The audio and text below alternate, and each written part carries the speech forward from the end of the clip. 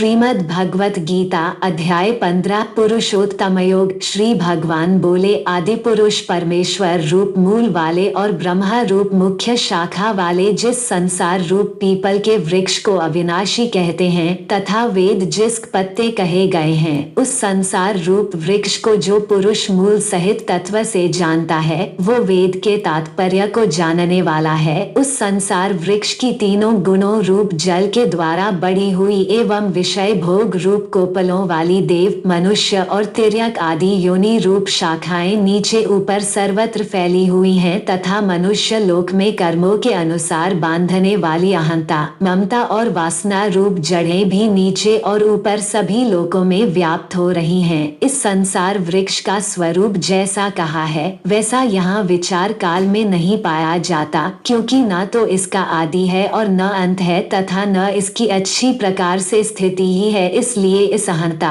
ममता और वासना रूप अति दृढ़ मूलों वाले संसार रूप पीपल के वृक्ष को दृढ़ वैराग्य स्वरूप शस्त्र द्वारा काटकर उसके पश्चात उस परम पद रूप परमेश्वर को भली भांति खोजना चाहिए, जिसमें गए हुए पुरुष फिर लौटकर संसार में नहीं आते और जिस परमेश्वर से इस पुरातन संसार वृक्ष की प्रवृत्ति विस्तार को प्राप्त हुई है, उसी आदि पुरुष नारायण के मैं शरण हूँ। इस प्रकार दृढ़ निश्चय करके उस परमेश्वर का मनन और निधिध्यासन करना चाहिए, जिसका मान और मोह नष्ट हो गया है, जिन्होंने आसक्ति रूप दोष को जीत लिया है, जिनकी परमात्मा के स्वरूप में नित्य स्थिति है और जिनकी कामनाएं पूर्ण रूप से नष्ट हो गई है, वे सुख दुख नामक द्वंद्वों से विमुक्त ज्ञानी जन उस अविनाशी परम पद को प्राप्त होते हैं। जिस परम पद को प्राप्त होकर मनुष्य लौटकर संसार में नहीं आते, उस स्वयं प्रकाश परम पद को न सूर्य प्रकाशित कर सकता है, न चंद्रमा और न अग्नि ही वही मेरा परम धाम है।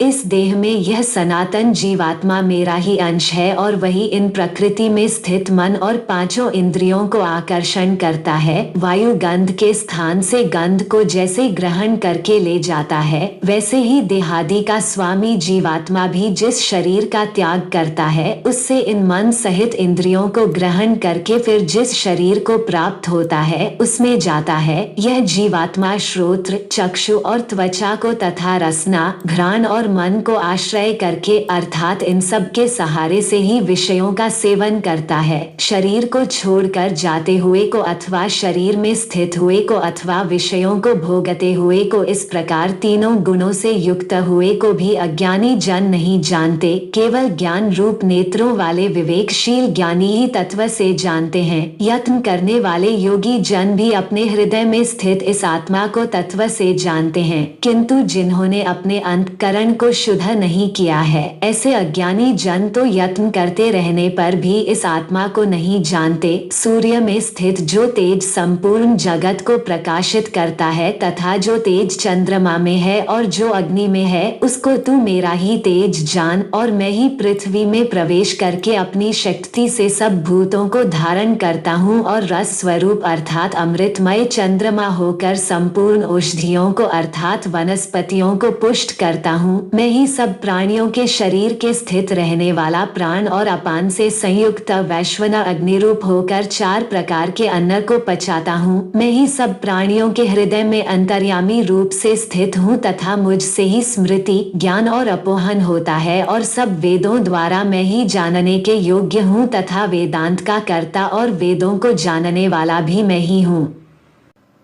इस संसार में नाशवान और अविनाशी भी ये दो प्रकार के पुरुष हैं। इनमें संपूर्ण भूत प्राणियों के शरीर तो नाशवान और जीवात्मा अविनाशी कहा जाता है। इन दोनों से उत्तम पुरुष तो अन्य ही है, जो तीनों लोकों में प्रवेश करके सबका धारण पोषण करता है एवं अविनाशी परमेश्वर और परमात्मा इस प्रकार गया है। क्योंकि मैं नाशवान जड़ वर्ग क्षेत्र से तो सर्वथा अतीत हूँ और अविनाशी जीवात्मा से भी उत्तम हूँ, इसलिए लोक में और वेद में भी पुरुषोत्तम नाम से प्रसिद्ध हूँ। भारत, जो ज्ञानी पुरुष मुझको इस प्रकार तत्व से पुरुषोत्तम जानता है, वो सर्वज्ञ पुरुष सब प्रकार से निरंतर मुझ वासुदेव परमेश्वर को ही भजता है। हे निष्पाप अर्जुन, इस प्रकार यह अति रहस्ययुक्त गोपनीय शास्त्र मेरे द्वारा कहा गया, इसको तत्व से जानकर मनुष्य ज्ञानवान और कृतार्थ हो जाता है। इस प्रकार उपनिषद, ब्रह्मविद्या तथा योग शास्त्र रूप श्रीमद् भगवद गीता के श्री कृष्ण अर्जुन संवाद में पुरुषोत्तम योग नाम का 15वां अध्याय संपूर्ण हुआ।